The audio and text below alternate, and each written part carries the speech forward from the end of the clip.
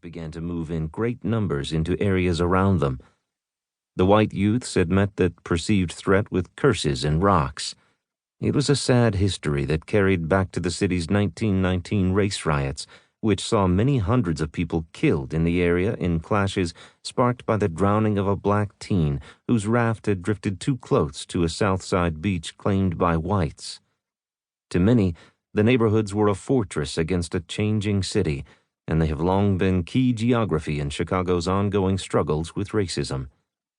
To most Chicagoans, Bridgeport was an ancestral stronghold of sorts, and a political enclave that was synonymous with the Daleys.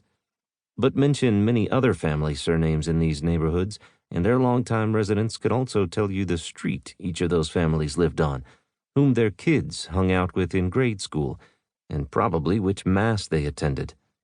That was the real fabric. Politics, yes, but family first. Even in the new century, these neighborhoods are old Chicago. That old city fades but never completely weathers away. It's there in the bricks peeking from a newly opened pothole, there in a painted sign for a long-closed business that slowly disappears on a building, and there in the phantom rail tracks that appear on a side street, forever headed to nowhere.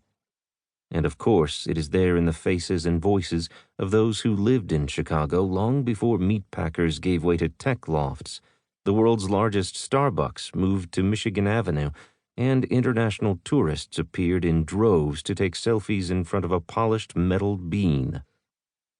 The Canaryville and Bridgeport of 1976 were not so glossy. They sat on the near southwest side, where Chicago's work got done. Canaryville was believed to be so named for the swarms of small birds that once flocked to the old Union stockyards, where untold millions of hogs and cattle were gathered in a sea of pens and butchered for shipment across America. The neighborhood was home to tidy blocks of bungalows and 2 flats owned by laborers, many of them Irish, and functioned more like its own town. Many residents knew as youngsters where they would go to church their whole lives and where they would be buried. The city's foundation grew here. They were proud of it. Bridgeport, too, gave its sweat to the yards. Its history is filled with tales of Chicago laborers, many of them immigrants, who toughed out challenging conditions in their new city to make a path for their families. Some historians note that one of the area's first place names was telling enough: Hardscrabble, which could have described Bridgeport for decades. It grew up along the Illinois and Michigan Canal before becoming a political seat of power for the Daleys. Those, of course, are some of the better things that can be said about it. It was also insular to a fault. It's a suspicious neighborhood.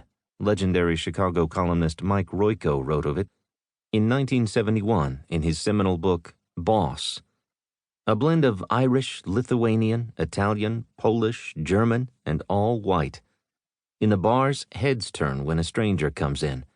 Blacks pass through in cars but are unwise to travel by on foot. Celebrations in 1976 marked the United States bicentennial.